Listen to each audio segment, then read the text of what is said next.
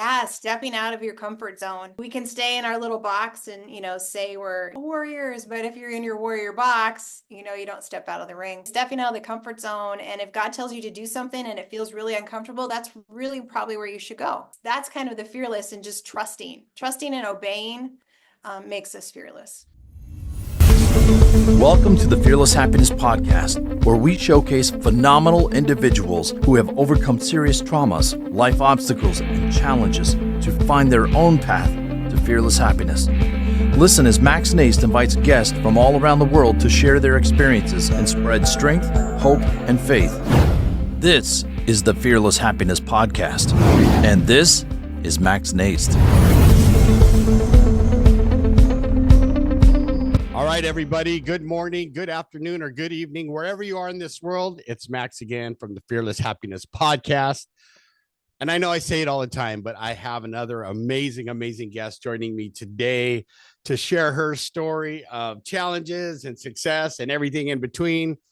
So what I like to do, Laurie, is have you introduce yourself to my audience, who you are and what it is you do, and then we'll get started. Sounds good. So I'm Laurie Hammer. I live in Algona, Iowa, so I'm in the Midwest, and I'm a nutritional therapist. So I deal with functional medicine, but mainly focus on the brain. So I help people overcome anxiety, depression, OCD, logical issues, mainly through nutrition and amino acid therapy. Yeah, you said that perfectly earlier. Yes, we need to work on that. That is something that I think a lot of us here on Earth could use the right foods to help our brains function in a better place, right? So, but we'll get into that. So what I like to do, Laurie, is kind of you go back and go as deep as you want, but tell my audience some of those challenges. I like to call them challenges, right? Because if there's, even if there's struggles, if there's a lesson we need to learn, it's a win-win, right? Even though we don't think so at the time. So tell them about those struggles that you have gone through, or those challenges that has gotten you from back then to where you are today. Yeah. So my first exposure to kind of the functional nutrition aspect of all this functional medicine was back in 1996, actually. I had a 12-year-long battle with an eating disorder, and I had tried to get into different programs. I was bulimic, so I binged and purged multiple times every single day. But I wasn't suicidal enough. My weight wasn't low enough to get into any inpatient programs. Medicine didn't really work for me. I did a lot of talk therapy. That was not really helping. And then kind of long story short, I had a nursing professor, and she sent me an article on that you are addicted to what you're allergic to and your brain is depleted. And so I called out to this place in Mill Valley, California, all the way from Iowa, and I said, I need help. So they worked with people with eating disorders and other addictions. And so I called out there. They're like, hey, come out for a week. We're going to do some testing on you. I know we can help you. So I went out to this place called Recovery Systems, run by Julia Ross at the time. And this was in 1996. And I found out that I indeed was addicted to what I was allergic to. So I have celiac disease. And so everything that I was binging and purging on was, stuff that my body was allergic to and causing a lot of autoimmune issues for me. And then I found I had a yeast overgrowth, adrenal issues, thyroid, all that kind of stuff. And then found out they started using amino acids on me, therapeutic doses of specific amino acids to target neurotransmitters in my brain. And guess what? It stopped the binging and purging cycle. It lifted my anxiety and depression, and it gave me a whole new life. It actually saved my life because I was ending up in the ER with seizures and passing out and all those kind of things. Wow. And I got a new lease on life through all of that. And so I became very passionate about nutrition, very passionate about amino acid therapy, eventually went back to school, did all the certifications. And so now I've been officially doing all of that as a practitioner for the last about 15 years. Wow. You just said it, but I work in the addiction field too. And sometimes they'll send someone that has multiple things going on. Right. And right. Being the foodie that I am, right. Like in the beginning, I would someone would say I have an eating disorder.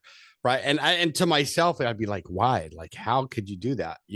And, right. Cause I'm on that seafood diet, right? Seafood, eat it. Eat it. Yeah. Right. And I've kept my weight pretty steady for the most of my, but when I really started to dive into it, like when I would get clients who suffered from an eating disorder as well as their addiction, right? And Mhm. right as it, what I've learned, right, is like I always had to get help because I really didn't understand it, especially when there would be males that would come in and Right. say they had an eating disorder, right? Because and as I know in your studies, it's a lot of it stems from trauma or something that's happened, right? It doesn't have to, but it could be anything, It's your coping mechanism that right? goes really bad. Yes.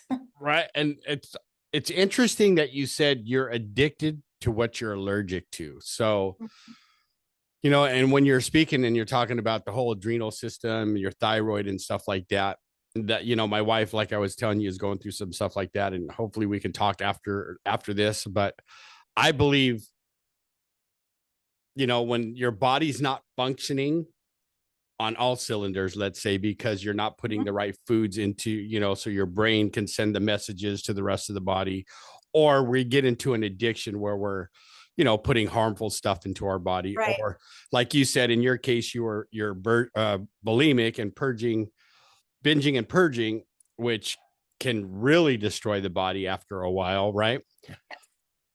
So once you got to this place, what were some of those things that they helped you take a look at, right? Because they always tell us, like, let's get to the root problem and figure this out, right? Right. So, yeah. So the root problem was one, I was eating things that were harmful to my body and triggering autoimmune conditions. So that's something that I definitely had to change. And then we found out what I was deficient in. And, and I had some yeast overgrowth stuff in my gut. And so the foods that I was eating, the binging and purging that I was doing, the emotional stress that I had was really wreaking havoc on my body. So changing those foundational things and then adding in nutrient support to rebuild my brain and rebuild my body. Those things were key. So that was really helpful. And then, I said I did a lot of talk therapy. Well, when your brain is balanced, guess what? Talk therapy becomes a lot easier, right? And Right. you realize you don't have as much to work through because your brain isn't lit up and stressed and you're not in this constant overwhelm and overdrive all the time. So you calm down, you get back into that parasympathetic state. You can think clearly and Right. appropriately at the right time and respond to stress differently. And so then you don't have as many things to work through. Right. That's that flight or fight, right? That's Yeah. going on in your brain because now they've taken away what was in your head and your body thinking this is what, I need. Yeah. Right. Like you talk about the yeast overgrowth, right? And it's amazing how the body works. And Hmm. I see what I'm trying to understand is what I'm trying to get at is even though, but you didn't probably know it at the time, but like the food you were allergic to, what kept you going back to that, do you think? Like, because this is where the brain is very powerful, right? We know it's like alcohol or drugs, right? I know Oh, it's yeah. bad for me, but I'm going to do it anyway. Yeah, because you get an endorphin boost. It boosts your dopamine Okay. levels, right? And so your body is depleted, so it will do anything to get that boost. And mine was Okay. food. Like it could have easily been something else, Right. but my addiction was food. Right. Okay. So your body, even though it knew it was bad, it was still telling your brain it feels good when you do it. So get some more. Yeah, Is even momentary, right? right. Momentary lift. But yeah, that's why I binge purge so many times during the day. Right. And you and I know it's always like very quick and then we're seeking Yes. it again. Right. And it's, Yep. Yep. and if you're listening, everybody, this is how addiction works, no matter what it is, right? You get the Mhm. endorphin rush, you get all that good feel good stuff, and then 5 minutes later it's gone, and your body says, well, we got to go find it some more. Let's go do some more. Yeah. Or regardless of how harmful we're, and the harm we're putting our bodies in. So you go to this treatment center that helps you with is it there when you started thinking this is how I'm going to help people, or did that come after you went through treatment? Yeah, I mean, it really came not knowing what I wanted. That was part of the problem. Like I dropped out of college because I was so sick and so depressed, right? So it was just finding out what I wanted to do again. And I thought, well, I'll just be a psychologist and I'll implement all this stuff. Well, long story short, I didn't do that, but I did get a degree in psychology. And then I went back to school later for the nutrition piece of it and implemented all of this stuff. So yeah, it was gradual over time, but it was my first deep dive into this world. And people thought I was crazy. So, back in 1996, 1997, you were nuts to Right. eat the way that I was eating and to Right. think that I had celiac disease because I didn't have the the gold standard back then of the biopsy. And, the blood work was new. People didn't believe it. My family members would feed me gluten and tell me it was gluten-free. And, crazy stuff back then, right? Right. Because I mean, back then you're right, because they're probably telling you it's all in your head. You don't know, you know what I Oh mean? yeah. Yeah, I, you have no idea. Yeah. They tricked you into believing this and this and that. I mean, it was interesting. Let's just put it that way. right. So And I was it's a crazy person, but now I'm not so crazy anymore. Like my cousin told me the other day, she goes, "We used to think you were crazy, and now like you're not." I know, thank you. right. I never was. I just was going through a rough time in my life, and you Yeah. guys all thought I was crazy. But it's interesting when we look back on our journeys, right? Mhm. Of whether it's addiction or overcoming eating disorder, right? At the time, we're thinking this sucks. Excuse my Yeah. language. Like this is Yeah, it shit. And does. It you know what sucks. I mean? Like, I don't want to go through this. But when we look back, it's those things that help us shape who we are, right? Yep. Right. And it's funny because I got my degree in psychology too. And I thought, I get my degree, I'll be able to help people better. Right. But then I'm looking at myself and I'm still doing some stuff where I'm going, like, I'm not even using the psychology on my own self. So how am I going to help somebody else? Right. Right. But it's always interesting to see how the mind works and how it's, if you think about it, right, it's true. We got to put good things into our brains because our brains are so connected to our bodies. Because I Yeah, know if I'm not feeling good up here, the rest of me doesn't feel good. You know what I exactly. mean? Yep, I do. So if you were to tell my audience, like if they're listening and there's some people out there struggling with either addiction or what you had, or eating disorder, Mhm. and first and foremost, don't be afraid to ask for help. But what would you tell my audience if they're struggling right now? Like, what could Yeah. they do to start at home to start changing their life? Yeah, so I would increase your protein. If you do nothing else, just double the protein that you eat in a day. So, if you eat one chicken breast a day, go to two, and then I want you to go to three. So really, we want to get at least grams of protein per meal would be ideal for most people. Some people need more than that. Some people need a little bit less. But rule of thumb, try anywhere from 80 to 100 grams of protein a day. Protein, right? I used to think like, God, they're making. How do I get enough protein? But you can do it, right? Even eating, um, what do you call it? Whole foods, right? Like, Oh yeah. I you mean, know, whole foods is what we really focus on. But if you're gonna pick one thing, just pick protein and start eating it. what I was gonna say is how important protein is to the human body, Yes. right? Like, and it's funny how when you're like, I was going to tell you in my fitness journey, like whether it's TikTok, YouTube, it's like almost when the car you want to buy, right, you see it all over the road. So now Mm-hmm. I see everything about protein, right, and that I should get at least 200 grams of protein a day if I Yeah. want to. and and people will go, how do I do that? Right. Well, track your food, right, and try to see. But I add at least, I try to get that much, but I don't always get there. But if I'm at 160 a day, I'm happy Yeah, that's because, right, fantastic. protein will make you feel satiated, right? So like you're Yeah, not going to crave the carbs all the time, and you'll stop eating when you need to stop eating. right. But how would you um guide someone on getting more protein? Like working with someone that has a whatever going on, eating disorder or whatever, and they're working with you, Laurie, and they want to say, okay, how do I get all this protein then? Yeah. So, I mean, eggs are your friend, so they're easy to digest. So don't be afraid to eat as many eggs as you want. I have a lot of people that have a lot of digestive compromise, so implementing a bunch of steak and those kind of things is kind of hard for them. So then we go to protein powders and collagen for starters, to help get in more protein because I don't really care how you get it in, if it's protein powders, collagen, if it's steak, if it's chicken. I just want you to get in protein right now. Okay. And then as your gut heals, as you're better able to implement other things, then we really try to not do as many powders and those kind of things in the long run. We want to eat the whole foods. That's the best for our body, right? Bone broth is amazing. That has lots of great protein in it. If you want to buy bone broth, Kettle and Fire is a really good brand, or it's Okay. super cheap to make if you can get some good bones. Um, So you want to get a good high quality protein that way. So those are some easy things that you can do. People are like, I can't eat 4 chicken breasts a day. Well, that's fine. You don't need to eat 4 chicken breasts a day. Let's Right. start low and slow. Um, if it's canned chicken Excuse and me. canned tuna to start with, let's go there first. Right. And yeah, that's so funny that you say that, right? Because that's what people are going to think. How am I going to eat all this chicken? And Yeah, and chicken, you don't have to eat a ton of chicken. You can eat lots of other protein. correct, right? There's Yeah. there's like the Faye yogurt that's high in protein. There's Yes. you can hard Cottage. boiled eggs, Yeah. cottage cheese, and I'm glad that you said that because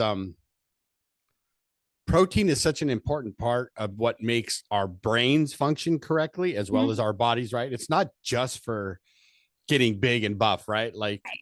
and Yeah. I love what you said, and I wanted to ask you about that because I was thinking about that. The bone broth. I've heard that, but I wasn't sure. So bone broth, that Bone what? broth is like liquid gold to the body. It's amazing. Yeah. Okay, because my wife was telling me about that, and I'm like, bone broth. How does that have a lot of protein in it? But she said she's going to try this diet where she has a lot more bone broth in her diet, so to Oh, help with that's them, great. to help with her protein intake. But it's what I'm gathering from you, right, is we can fix whatever's wrong with us, right? If we eat correctly, right? Get the help, like going to Laurie and going, hey, Laurie, my nutrition's off. How do I do this? And then, like you Mhm. said, right, getting the right aminos at the right Yeah. dosage into your diet also, right? Yep. Because that's why they say hydration is very important. And it's not just a hydration drink, but you got to make sure they have EEAs and BCAAs and right at the right levels. I mean, Yeah. you see all Yeah. these bodybuilders saying you just take this drink, and which I mean, I drink plenty of water, but I can't drink because some of them are, I can't believe I'm saying this, but they're too sugary for me. They are. Yeah, I, especially when you change your diet and you're like, I can't even take this. Yeah, yeah. and I will tell you one thing about BCAAs, I am not a fan of those because Oh, they no. actually deplete the tryptophan in your body because they compete at the same receptor site. And so Ooh. tryptophan is the first thing that gets depleted as far as amino acids go. And so that greatly affects your serotonin in your body. And so what happens if we have low serotonin? We're depressed, we're anxious, we're OCD, we can't sleep, all this whole cascade. And so I am not a huge fan of branched chain amino acids. Can they be good short term? Yeah, long term, no. So I'm very picky about what I use and what we do for amino acid therapy. Okay. So what I'm hearing you say is that you have to pick the right amino acids, Yes. right? Too much of one, like BCAAs that a lot of bodybuilders push, right? Or say this is Mhm. really good for you. Maybe for some people, but not for everybody, correct? Right. And I would say long term, not for anybody. So Okay. yeah, I would make sure you get a full spectrum amino acid, Okay. at least one that has the 8 essentials in there. You can get others that have all 22 in there, but at least the 8 essentials so that you have all the building blocks to make the rest of the amino acids. So you're not competing, you're not depleting anything. Right. Because if you have too much or too much of each, right, then they fight each other, is what I'm hearing you Yeah. say. Yeah. And then it does you no good, Right. except And you don't want to deplete your tryptophan levels because that depletes your serotonin. And we have a mental health epidemic in our society because people don't eat well, but then they're taking supplementation that depletes things further. And we don't want to do that. So you can overcome anxiety and depression without, using serotonin boosting meds. right. And we're gonna have a long talk after this because I think that's a good point that you bring up because that may be the reason I see why my wife struggles with anxiety, or it's not that Hmm. she takes a bunch of supplements, but maybe her tryptophan levels are getting too low where she's not Yeah. right. And there's other things I'll tell you about that after. That's another show. Okay. But because I'm, you know, I struggle when she struggles, right? Like if you see your loved Right. one who That's can't, normal. right, who Yeah. can't sleep, because I can put my head on the pillow and before, I finish my sentence of, what do you want to talk about, honey? I'm like snoring already. And she's like, Right. And she's like, dang you, that's so not yeah, fair.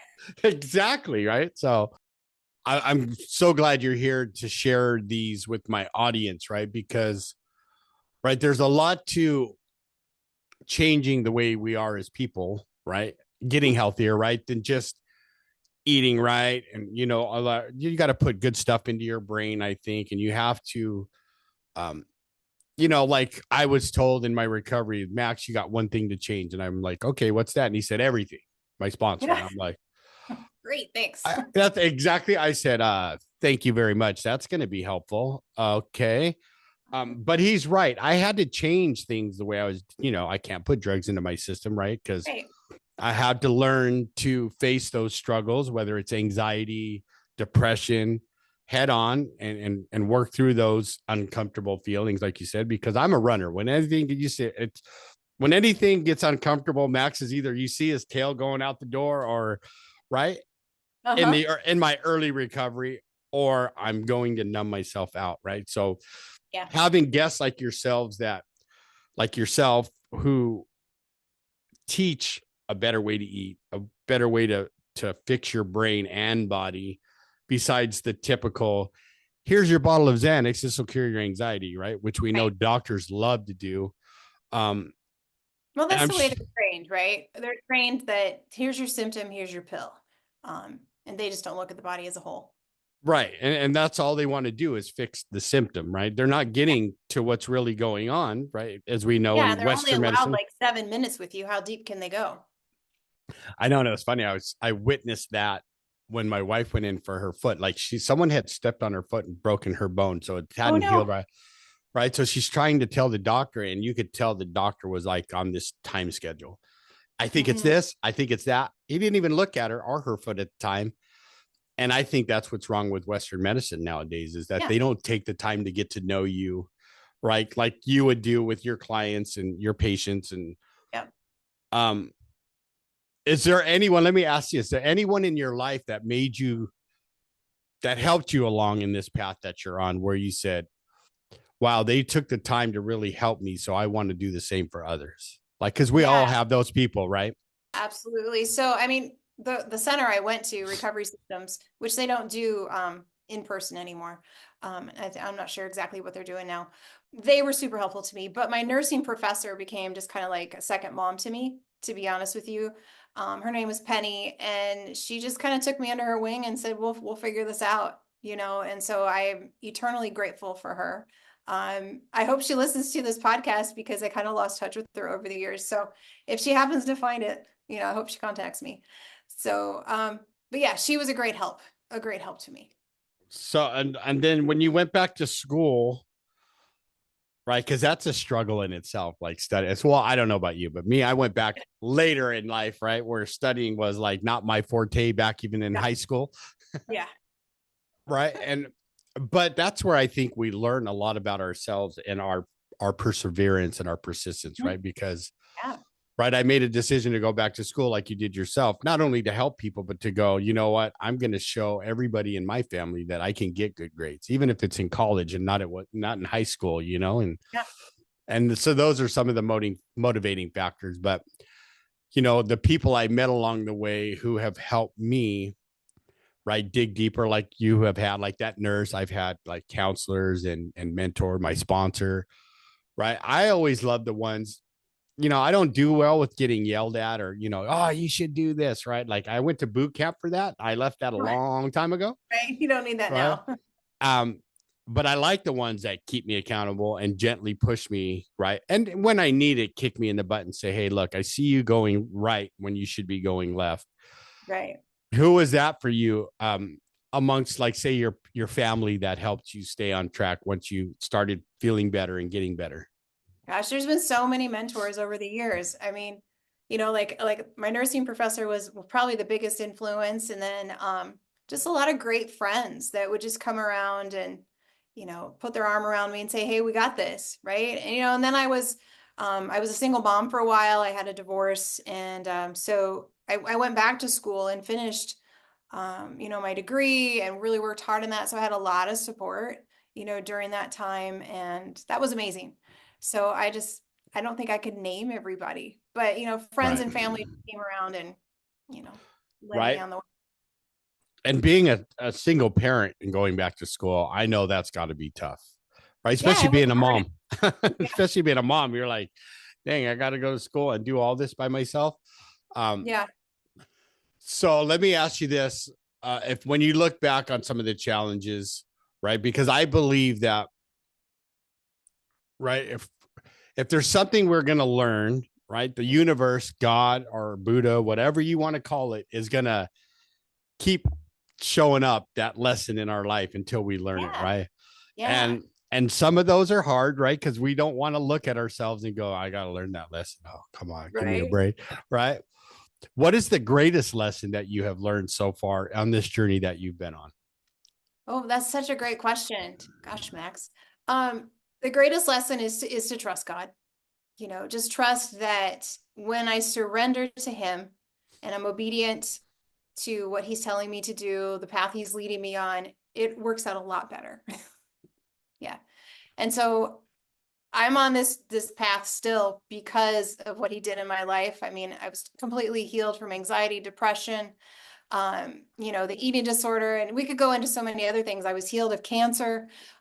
So, you know, that's a whole nother story, probably for a whole nother podcast. But every time that I've gone through a struggle, it sent my paradigm of faith deeper, how I look at the world, how I look at people around me, you know, how I respond to things. So I'm just grateful for all of that. I mean, God doesn't give us these hardships. You know, he doesn't give us, you know, cancer and eating disorders. Those are things, those are a product of the world that we live in. But when you can fully trust him and, you know, take the next step and know that you're walking in victory because he said, go this way. So there's victory on that path. Right. That's always what I try to keep in mind. Am I perfect at it? No. But I would say that's probably the biggest lesson that I've learned. Just keep walking, knowing there's victory ahead if you're on the right path. Right. And that faith is so, It's key. Like I don't know how to navigate life without that. I'm with you. Like they say, I'm with you, sister. Cause I remember when, the whole God thing for me was like taboo. Like, don't tell me I have to trust this God, right? Because if God loved me so much, why did he let me get into this addiction? Or why did he take my kids away? Right. And my sponsor would, I mean, like you said, this could be a whole other podcast, right? Oh, yep. But I'm glad that I got beat up enough to go, my way's not working, so I'm going to trust this God Right. of mine, right? Well, Yeah. I got to tell you, right, when I relapsed the last time, um, and I'll never forget it. So I relapsed, right? The house manager came. He knew, he saw it in my eyes, and then the director of the facility showed up on a Sunday of all, right? Like she never came on a weekend, let alone a Sunday. And she's knocking on my door to ask me how I'm doing. And I'm like, I did it again, Sue. And she knew, and she gave me this big bear hug and said, get out of here, come back, test clean in 3 days, and we'll start all over. I'll handle Steve. And I remember it was that moment, right, where I go, okay, God, I'm going to trust you, right? If you keep me sober, I promise I will do the work to stay sober. And I've been here now Right. 21 years Well, sober, congratulations. you Yeah. know, and it's been my biggest faith that he does take care of us all. We just have to believe, right? Because I've been through some stuff, even in my recovery, where I'm like, all right, God, I'm trusting you to take, and Yeah. thank God for that footprints prayer that I love so much. I realized that he carried me through a lot of stuff, even in my Right. recovery, and just went, right. So, like you said, he hasn't let me down yet, or she, or who, Yeah. or whatever. And, I'm getting to sit here with this amazing person named Laurie who's telling me her story, right? And her, I wouldn't say redemption, but not redemption, but her change and bouncing back from something that can be very serious, as we know, Yeah. and Yeah. and now is helping others, right? Because her faith is strong, and she knows that as long as she walks the path like I do, that if we help enough people, God's always going to take care of us, Yep. right? And man, this is, like I said, been an amazing time so far. I know. Didn't you write a book? Let me ask you that. Are you getting I'm ready in the to? process of writing That's a what I book. thought. You're in the process of, see, all these amazing guests are in the process of writing a book. So what does that tell me, Max? I got to get on book number 2. Max, go write your book. Yeah. I wrote one, but I wanted to do my sequel to it, Oh, nice. and I'm going to start working on that. But, this is my labor of love, is it's interviewing amazing humans like yourself, and hearing your Yeah. stories of coming back. Um, so I'm going to ask you some of the questions that I love to ask, right? And Okay. happiness, as you can see, Yeah. What does happiness mean to you? And how does that show up in your life on a daily basis? Knowing I put the why in there. I'm doing happiness first because it is Christmas season. So then I'll do fearless next. Usually Right. I usually do it the other way, but I want to do happiness first. So what does happiness look like to me? I'm just going to kind of reiterate what I think I said before. Like happiness is just knowing who you are, who God created you to be, and then walking in that path. Like I look at it as joy. That's where you find true joy. And so when you have true joy, happiness just follows. So I think you have to have that inner joy and then happiness overflows. Like you can't fake happiness. Like happiness just is there in your life, right? Right. And so not being afraid. So if you're not fearful, then you're happy, then you're joyful. So that casts out all fear. So that's what I try to do every day is to, walk in that joy, kind of marinate in, who God has created me to be so that I can help all the people that I can and love my family, love everyone around me. Yeah. Right. That's you said it, where joy comes from, right? Because Yeah. right is helping other people, being part of your family's lives and actually participating with them, Hmm. and in that process you get to experience joy, right? Because we know happiness could be fleeting, right? But Yeah. joy is Yeah. lasting. But I think happiness is important because it leads to the joy, right? And all the stuff you do Yeah, from it that goes is hand in hand. Yeah. But you can't be happy if you don't have that inner joy. Nobody else can make you happy, right? You can either choose to be happy or choose not to be happy, right? So I was when I feel grumpy, I'm like, okay, why am I grumpy? And am I right. blaming it on my husband? Am I blaming it on my kids? Because they can't give me that inner joy. That only comes from within. And so then I have to, change my attitude. So I love it. I love it. That's why you see why I put the why in there, everybody. That she just nailed it, right? It comes from us, nobody outside of us but us. And yeah. right. And so the next question, which I usually start with first, but fearless. What does fearless mean to you, Laurie? And how does that show up in your life on a daily basis? Yeah, stepping out of your comfort zone. We can stay in our little box and, say we're, warriors, but if you're in your warrior box, you don't step out of the ring. So I would just say stepping out of the comfort zone. And if God tells you to do something and it feels really uncomfortable, that's really probably where you should go. And so that's kind of the fearless and just trusting and obeying makes us fearless. Yeah, that's awesome. I love it, right? Because that's kind of like what I got taught early in recovery. Is like, yeah, that meeting you don't want to go to, right? Because I'm afraid Go that to that people one. Yeah. go to that meeting, right? Raise your hand and share in that meeting because who cares what people think? You just, and it's not as easy as you think, but the more you do it, the easier it becomes. And then it just becomes a habit with everything you do. Because, right, as you know, there's people like David Goggins who are like the extreme, right, about getting comfortable, being uncomfortable. Hmm. And I'm not saying you got to go run a 150-mile run, right? But you got to Yeah, face I don't those. have an intention of that, but yes. Me either, right? But Yeah. you get the point of what Laurie's saying. It's just you got to face those things that are making you go, oh, should I do this or not? And usually the answer is I need to do it, right? Because Yeah, it's a choice. You have to make the choice. Kind of like you choose to be happy, you have to choose to be uncomfortable. absolutely, right? And usually it's because that's that nudge from God that you want to ignore because He's telling you go do it anyway. I Yeah. love it, man.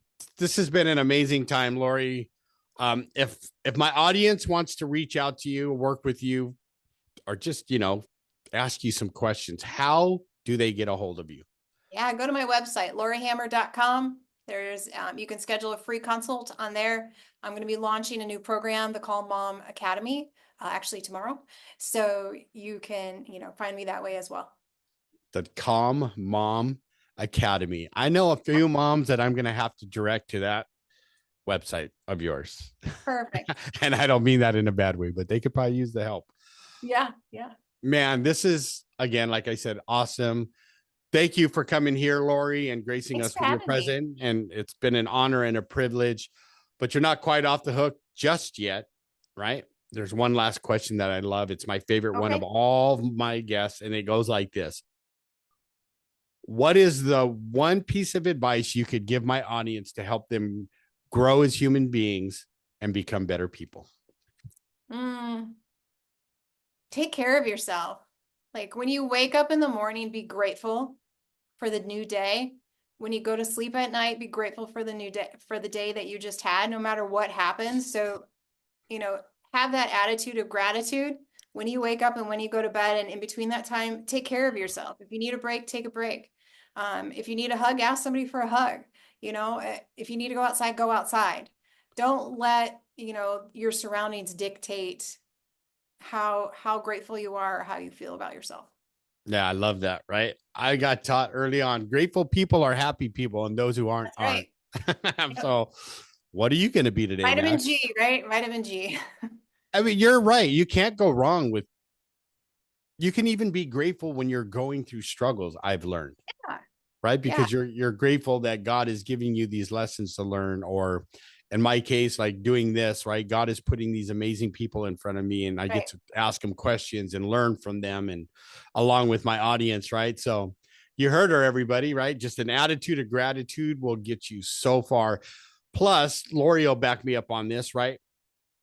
Neuroscience even proves if you put something positive into your brain first thing in the morning and end it at night, you'll build new neural pathways that'll actually help you. Literal pathways. Yep. Yep. Literal new neural pathways that will help you look at the world in a more positive light, and yourself and others. So it's a win-win situation. That's why I do that. So be happy and be thankful. Right. It's like that song, Be Happy, right? Right. Don't worry. Be happy. All right. One more thing I would like to ask. Is there anything you would like to leave my audience with before we part ways here? What besides? I don't know. I mean, the attitude of gratitude is probably the biggest thing. If you can be, thankful for life, I mean, everything else goes really well. But I would just say, when you're working on your health, one, eat enough protein, but work on your brain first, so that everything you do is positive for your brain. Because when your brain is balanced, and everything below the neck is easier to deal with. There you go. Perfect. I love it. Well, you heard her, everybody. If Laurie made you think, if she taught you something, if she made you smile, and my famous, if she made you go, I like that. Please go to iTunes and leave a 5-star review so more people can find the podcast. And again, good morning, good afternoon, or good evening, wherever you are in this world. This is Max from the Fearless Happiness Podcast. Until next time. Are you tired of being weighed down by life's traumas and struggles? Join the Fearless Happiness lifestyle and let us guide you toward a brighter future. Explore our past podcast episodes and get a copy of the Fearless Happiness book to ignite your inner strength. If you or someone you love is battling addiction or facing challenges related to unresolved trauma, know that we are here for you. Visit maxnajst.org, maxnijst.org, and take the first steps toward finding your fearless happiness. Thank you for listening. This has been a production of Fearless Happiness.